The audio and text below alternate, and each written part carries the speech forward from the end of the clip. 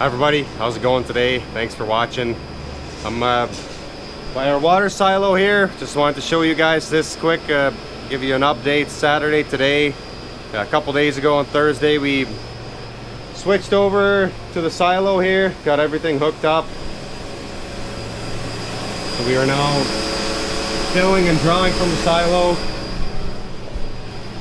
Show you more here inside here. Wanted to quickly mention, got these two tanks here, these two poly water tanks. They're 3,500 gallon tanks each. I mean they're 4,000 all the way filled to the top, but call them 3,500.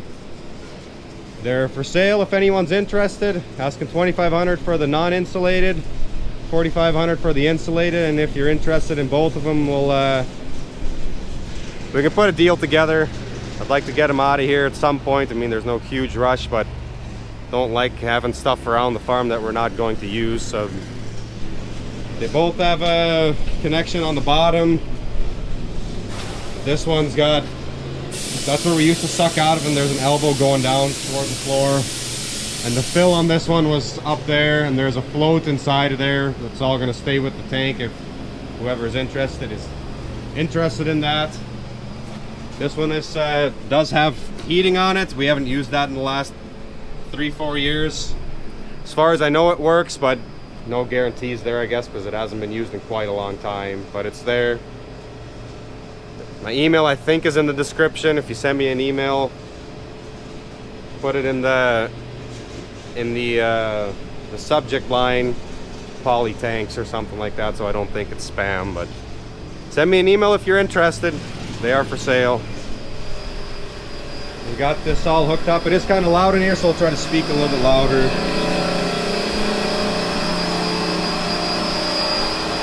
So we are drawing out of the bottom, going towards our boost pump. This is what feeds everything on the farm. And then this is the line going into the silo. We did put a valve on that instead of capping it, just in case we ever need that at some point, that we don't have to empty the silo to put a valve on there, but we're not using that at the moment. So our plate cooler is in the other room here. A couple of water lines up there going into that plate cooler and then out, and then we come over here. A little bit tight, but this is what we had to work with. So we're coming here down this line through this electric valve. We do have a manual bypass if we need to repair this valve or it doesn't work, whatever it might be. We need to swap it out. We got valves on either side of this, so we can pull this out if we need to service it.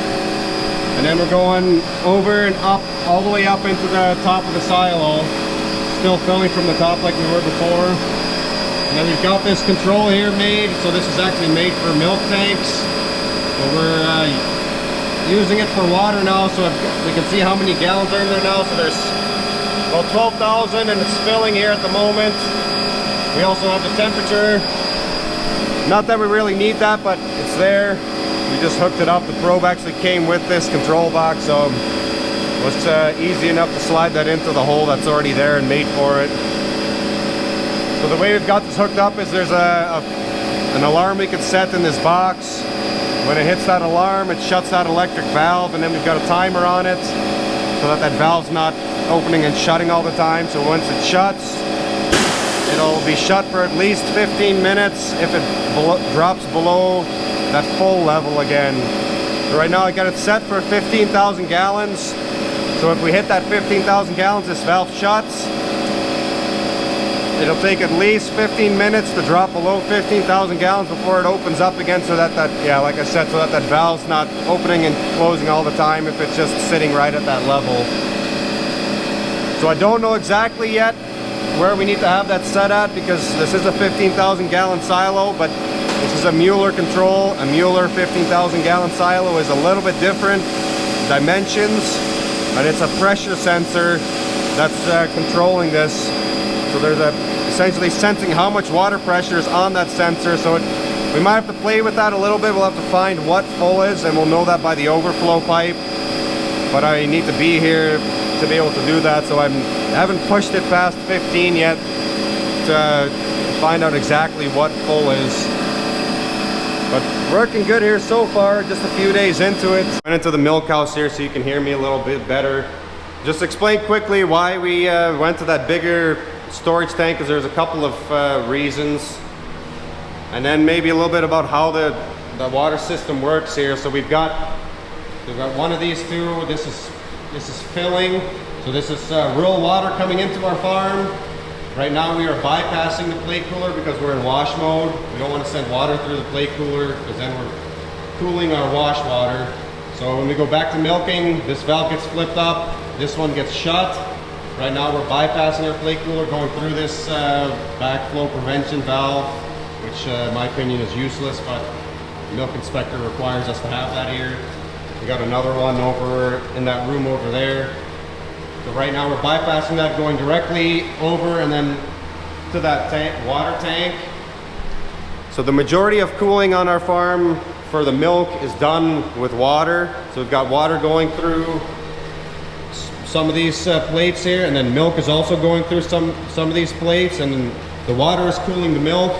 The milk is warming that water up a little. There's a lot more water going through there than there is milk, so does a pretty good job of cooling milk. So we have fairly cold water here.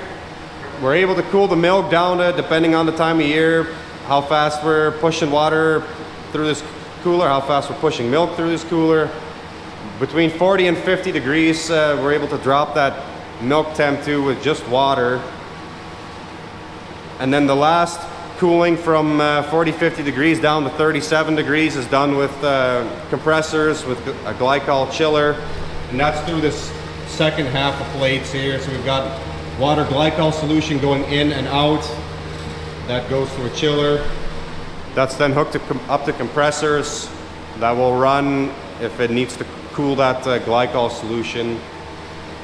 But one of the main reasons, or there's two main reasons that we wanted to upgrade our water storage. We have two 3,500 gallon tanks. One is insulated, so we only use one in the winter time. And it's able to keep up. There's enough water coming in. There's more water coming in than there is drawing out in the wintertime. In the summertime, that's not the case. Obviously, when it's hot, cows drink more. We're washing equipment more in the summertime, just using more water in the summertime. So we put that second tank in, but even with that second tank, we still draw those tanks down if we're trying to force all of our water through this plate cooler. So now with this bigger tank, that's going to give us a lot bigger buffer. So in theory, we shouldn't have to bypass our plate cooler to make sure we have enough water going into our storage tanks. What we were doing before was cracking a valve a little to send a little bit of water directly into the tank, bypassing this plate cooler, because this plate cooler does hold up some water.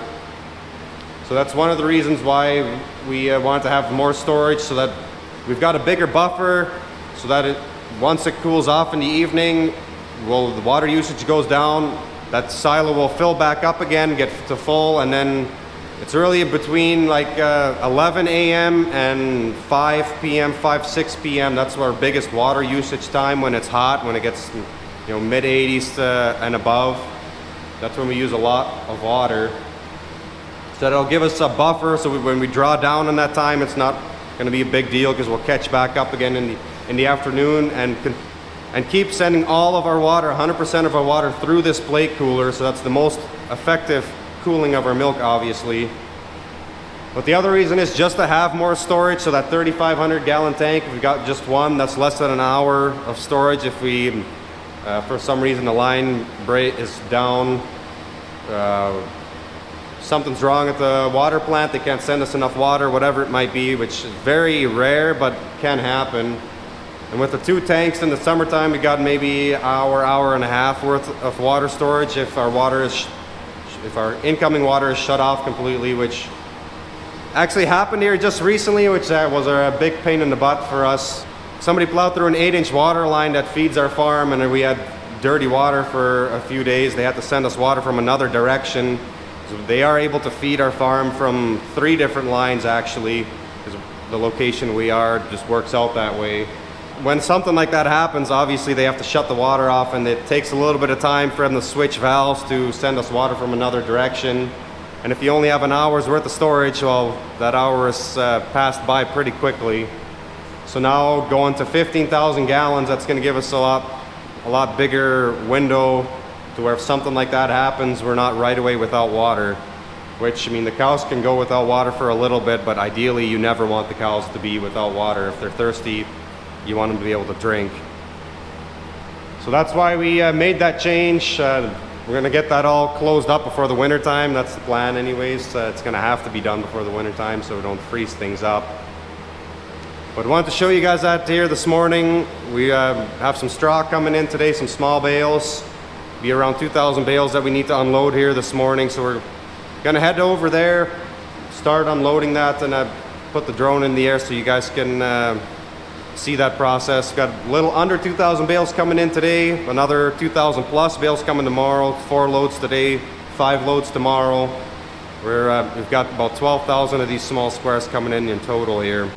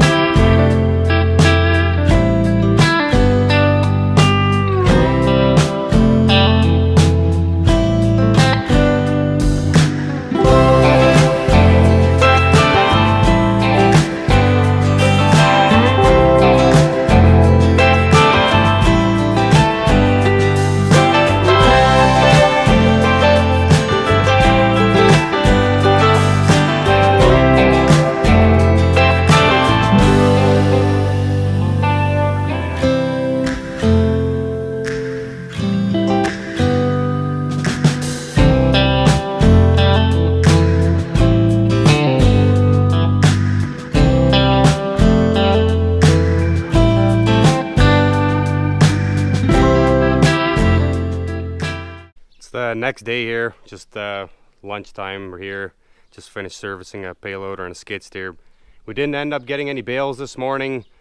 Last night Trevor had messaged me that the straw was on the tough side, but thought he could probably bale today. So we'll have some bales coming tomorrow morning likely, but thought I'd show you guys the stack here quick and just explain maybe what we use these bales for quickly. If you've been watching for a while, you know that we use these small squares for our calf pens for our baby calves from 0 days old to 3 months old or so.